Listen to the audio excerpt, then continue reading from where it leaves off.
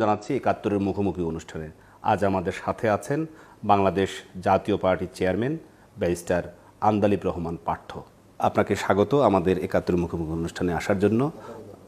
আপনার সাথে কথা বলার আগে আমরা ব্যারিস্টার আন্দালিব রহমান পার্থ সম্পর্কে আমরা একটি পরিচিতি দিতে চাই। বাংলাদেশের দ্বীপাঞ্চল ভোলার এক মুসলিম সম্ভ্রান্ত পরিবারে আন্দালিব রহমান পার্থর বাবা, যিনি বাংলাদেশের রাজনীতিতে অনেক পরিচিত নাম, নাজির রহমান মঞ্জু। তিনি সেই ভোলার স্কুল থেকে তিনি যেমন এসএসসি পাশ করেছেন, তেমনি রাজধানীর যেটি কায়েদে আজম কলেজ, এখন সোহরাওয়ার্দী কলেজ নামে পরিচিত, সেখানেই তিনি ইন্টারমিডিয়েট সম্পূর্ণ করার পর ঢাকা বিশ্ববিদ্যালয় থেকে তিনি অনার্স এবং মাস্টার্স কমপ্লিট করেছেন 1969 সালে। তার পড়াশোনার এই শেষ পর্যায়ে আসার পর তিনি 1969 সালের গণ অভ্যুত্থানে সক্রিয়ভাবে ভূমিকা পালন করে। একই রকমভাবে 1971 সালের মুক্তিযুদ্ধে একেবারে সম্মুখভাবে তিনি অংশগ্রহণ করেন, সশস্ত্র সংগ্রাম করেন ৯ নম্বর সেক্টর, যেটি ভোলাকে স্বাধীন করার পাশাপাশি ভোলার ওই অঞ্চলের বিশেষ করে খুলনা পর্যন্ত তিনি স্বাধীনতা অর্জন করেছেন 1971 সালে সামনের সারিতে দাঁড়িয়ে এবং সশস্ত্রভাবে। মুক্তিযুদ্ধের পর তিনি দেশ পুনর্গঠনে আবার রাজনীতির সাথে সক্রিয় ভূমিকা পালন করেন, রাজনীতিতে সক্রিয়ভাবে যুক্ত হন এবং রাজনীতিতে যুক্ত হয়ে কখনো তিনি মন্ত্রী, কখনো তিনি রাজপথের আন্দোলন করেছেন।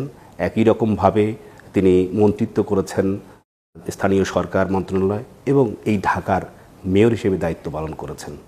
কখনো তিনি রাজনীতি করতে গিয়ে এক দল অর্থাৎ জাতীয় পার্টির থেকে তিনি 4 দলীয় জোটে যুক্ত হয়েছেন, যদিও তার সাথে তারই নেতা হোসেন মোহাম্মদ এরশাদ বিশ্বাস ভঙ্গ করে 4 দলীয় জোট ত্যাগ করে আসলেও তিনি বাংলাদেশ জাতীয় পার্টি নামে গঠন করে বিজেপি নামে তিনি বিএনপিতে থেকে গেছেন এবং জীবনের শেষ দিন পর্যন্ত অর্থাৎ 2008 সালের 6 এপ্রিল পর্যন্ত তিনি 4 দলীয় জোটের নেতা হিসেবে তিনি রাজপথে সংগ্রাম করে গেছেন বাংলাদেশের মানুষের অধিকার, বিশেষ করে গণতান্ত্রিক অধিকার। একই সাথে যখনই দায়িত্ব পেয়েছেন, তখনই সুযোগ পেয়েছেন, তখনই ভোলার উন্নয়নে, ভোলার আধুনিক বাস টার্মিনাল থেকে শুরু করে মসজিদ, মন্দির, মাদ্রাসা এবং স্কুল কলেজ, শিক্ষা প্রতিষ্ঠান সহ অনেক ভূমিকা এলাকায় যেমন রেখেছেন, তেমনিভাবে এলাকার মানুষও তাকে প্রতিদান দিয়েছে সংসদ সদস্য হিসেবে নির্বাচিত হওয়ার।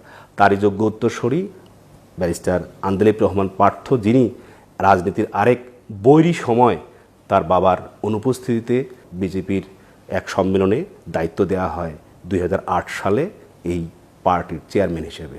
সেই সময় ছিল 111-এর সরকার, অর্থাৎ 1-11 সরকার।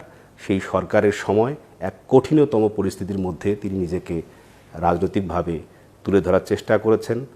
যদিও তুলনামূলকভাবে তরুণ হওয়ার ফলেও তাকে যারা প্রবীণ রাজনীতিবিদ ছিলেন তারা তাকে সাদরে যেমন গ্রহণ করেছেন, একই রকমভাবে বাংলাদেশের মানুষের কাছে তিনি পরিচিতি পেয়েছেন। বিশেষ করে 2008 সালের নির্বাচনে ভোলা 1 আসন থেকে 4 দলীয় জোটের প্রার্থী হিসেবে ধানের শীষ প্রতীকে বিজয়ী হওয়ার পর তিনি জাতীয় সংসদে তার সেই জোরালো ভূমিকা, তার সেই বক্তব্য, যার অনেকের নাম উল্লেখ করতে সেই সময় যখন ভয় পেতেন তখন তাদের নাম ধরে তিনি তাদের অনিয়ম, দুর্নীতি এবং সরকারের, বিশেষ করে তৎকালীন আওয়ামী লীগ সরকারের নির্দলীয় তত্ত্বাবধায়ক সরকার বাতিল সহ নানা ইস্যুতে ছিলেন সরব এবং শেয়ার মার্কেট থেকে শুরু করে সরকারের বিভিন্ন পর্যায়ের দুর্নীতি নিয়ে তিনি সংসদে যেমন ছিলেন, একই রকমভাবে তিনি রাজনীতির মাঠেও বক্তব্য বিবৃতি ছাড়েননি এবং তার কারণেই সেই সময়কার তৎকালীন সরকার আওয়ামী লীগের মধ্যে অনেক আত্মীয় স্বজন থাকা অবস্থায় তাকে কারাবরণ করতে হয়। মাসখানেকেরও বেশি সময় ধরে তিনি কারা অন্তরীণ ছিলেন, পরে জামিনে